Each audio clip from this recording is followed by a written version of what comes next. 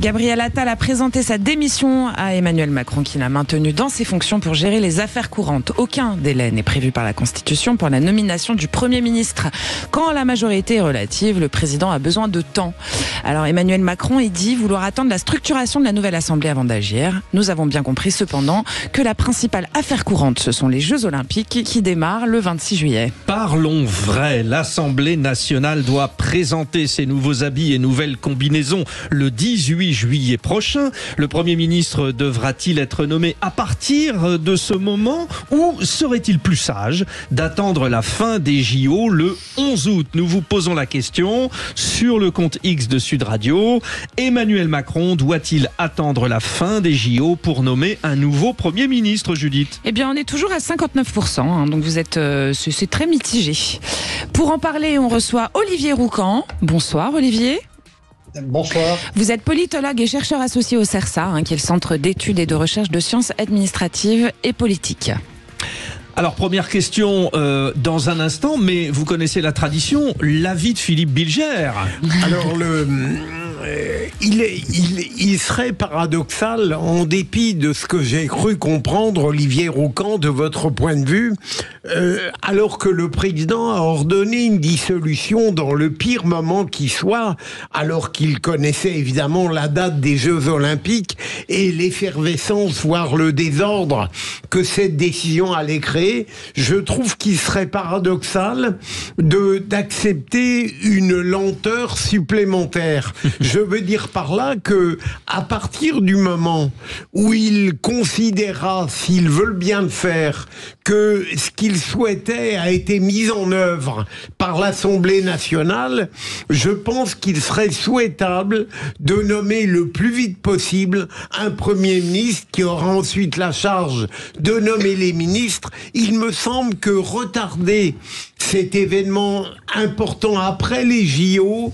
créerait paradoxalement une sorte d'impatience supplémentaire, un énervement complémentaire, et dans une France qui déjà est au bord de la crise de nerfs, on le dit depuis tout à l'heure. Mais deux choses l'une, ou alors les tout prochains jours, et notamment avec comme date à l'agenda le 18 juillet, où il y aura une élection à la présidence au perchoir de l'Assemblée nationale, les groupes seront constitués, on aura donc déjà un premier paysage qui sera intéressant à observer. Le président sera très sensible, très observateur à ce paysage, aux lignes des forces qui sont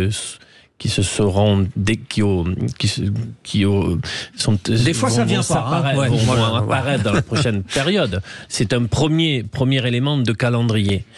Il me semble qu'aujourd'hui, Anne Hidalgo a dit qu'elle jugeait plutôt positivement le fait que l'exécutif actuel reste en place, expédie les affaires courantes selon la formule consacrée, mais qu'il n'y ait pas d'instabilité pendant les JO.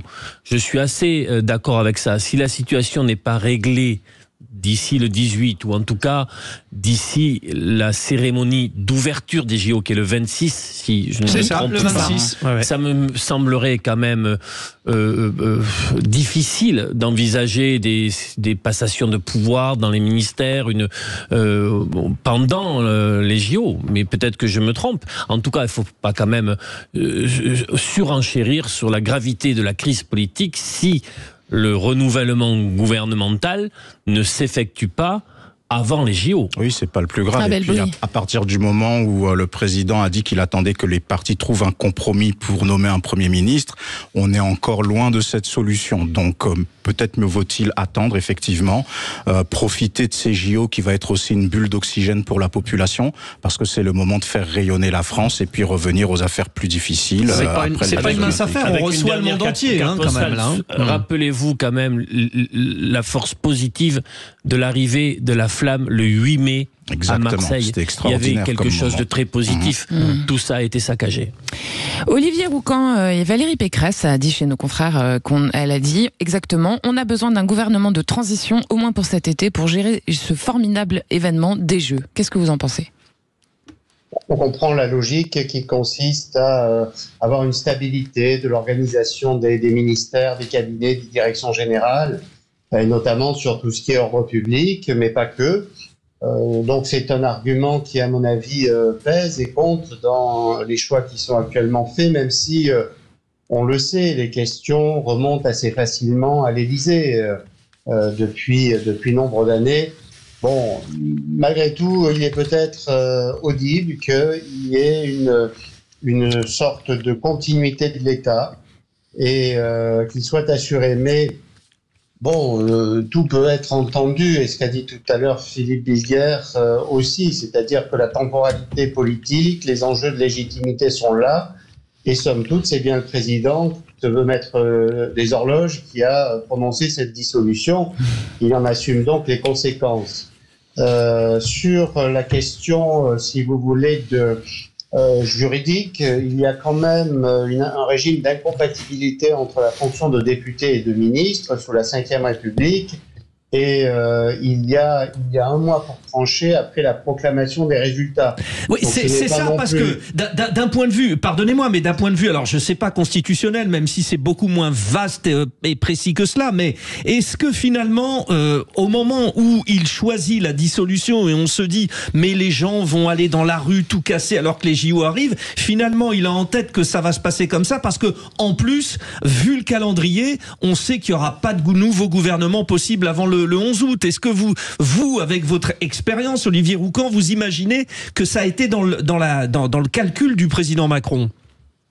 Non, mais d'abord, il n'y a pas de calcul parfait à l'heure des crises et des incertitudes cumulées, mais surtout, je pense qu'il faut sortir de cette dramatisation permanente de tout, surtout.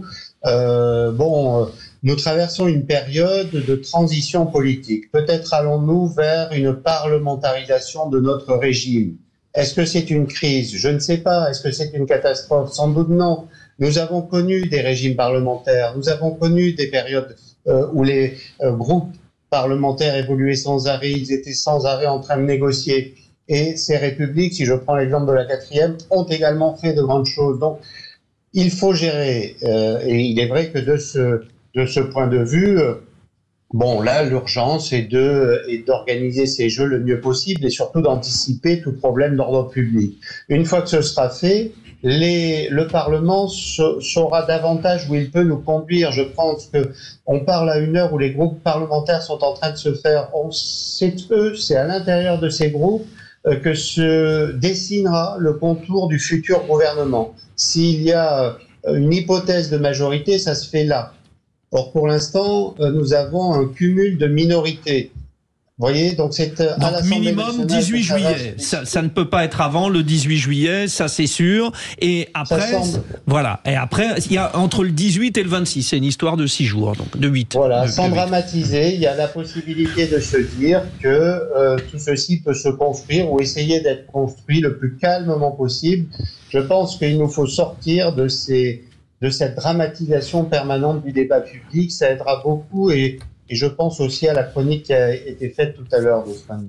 Philippe Bilger, on peut se poser aussi la question des enjeux prioritaires. C'est-à-dire, est-ce que c'est vraiment un enjeu prioritaire, la nomination du nouveau Premier ministre? Est-ce que c'est le plus important? Je pense, quel que soit l'investissement qu'on a pour les Jeux Olympiques qui vont constituer dans notre pays déchiré, éclaté, un lien. On a les liens qu'on peut et celui-là, il est fondamental. J'espère que l'adhésion du peuple français aux Jeux Olympiques sera aussi forte qu'elle l'aurait été dans une période politique plus calme, mais je continue à croire que l'enjeu politique est tout de même capital. Si on ne remet pas quelque chose qui ressemble à une stabilité politique, à une normalité gouvernementale dans un pays qui en manque terriblement depuis quelques mois, je crains que, en réalité, les Jeux Olympiques eux-mêmes en subissent l'impact négatif. On a une inconnue depuis quelques mois concernant ce que les JO peuvent créer de positif, de ferveur dans le pays. On se souvient qu'à Londres, pour les JO, le basculement dans du positif s'était fait très tardivement, mais il avait eu lieu. On avait, comme je l'ai rappelé tout à l'heure, ressenti une disponibilité du pays pour une parenthèse heureuse avec l'arrivée de la flamme à Marseille, avec une ferveur populaire, avec une très belle scénographie. Est-ce que notre pays est mûr pour se dire que la coalition va prendre plus de temps? On n'a pas une culture de coalition, mais dans d'autres pays, ça prend du temps. Est-ce qu'il peut y avoir... Dans certains pays, il faut attendre 6 mois avant d'avoir le gouvernement après une telle élection. Si c'est réglé avant, bien sûr, c'est le mieux. Mais est-ce qu'il peut y avoir une trêve olympique, en fait, concernant la crise politique, ou en tout cas en partie sa résolution via une coalition et un nouvel exécutif? Je ne sais pas. Ouais. Olivier Roucan, il y a quand même des ministères. Je pense évidemment à celui des sports et des Jeux Olympiques, qui est le central, mais l'intérieur, j'y venais évidemment, bien sûr. Même les relations extérieures, où les ministres ont quand même mis en place des process autour de ces Jeux Olympiques. Ça fait tout de suite bizarre quand même de se dire, ce ne sont pas les interlocuteurs qui ont mis en place l'événement. Olivier Roucan. Si on reste dans la situation actuelle, oui. Si ça change, il y aura ce qu'on connaît, c'est-à-dire que face à l'intérêt général, il y a des hauts fonctionnaires qui tiennent l'État. Ça s'appelle la continuité du service public et de l'État. Et puis les nouveaux ministres auront sans doute des contacts avec les anciens pour assurer l'incarnation de cette continuité. Bon, voilà, si on reste dans le cas de figure actuel pendant le déroulement des Jeux, il faut arrêter de penser, d'ailleurs ça a été démenti, par exemple, il y en a qui nous promettaient, suite au résultat, des désordres, et qui craignaient des explosions de violence dans le pays. Il y a eu les résultats de la dissolution, il y a le début de ces négociations, et pour l'instant, l'ordre public règne. Donc, parce que le RN n'est pas majoritaire. Et la fin des JO, c'est aussi le 11 août. C'est pas si loin que ça. Je ne suis pas persuadé, mais je le dis avec beaucoup de modestie face à vous, que si le RN avait eu la majorité absolue ou même une majorité relative très forte, il n'y ait pas eu quelques troubles et violences dans le pays. Oui, mais on pouvait tout aussi, si on s'inspire de certaines réactions de partis populistes lorsqu'ils n'ont pas le pouvoir ou le perdre, imaginer que le fait que le RN n'ait pas le pouvoir crée aussi du désordre. Donc, vous voyez, pour l'instant, ce n'est pas le cas et on peut faire le constat et puis finalement trouver ça plutôt heureux. Et je pense qu'on a aussi besoin d'envisager les choses de façon un peu constructive. Abel Boilly, je redis ce que j'ai dit à l'instant. S'il attend la fin des JO, le président, en fait, ça reporte la nomination du nouveau Premier ministre au 11 août. C'est pas la fin du monde, quoi.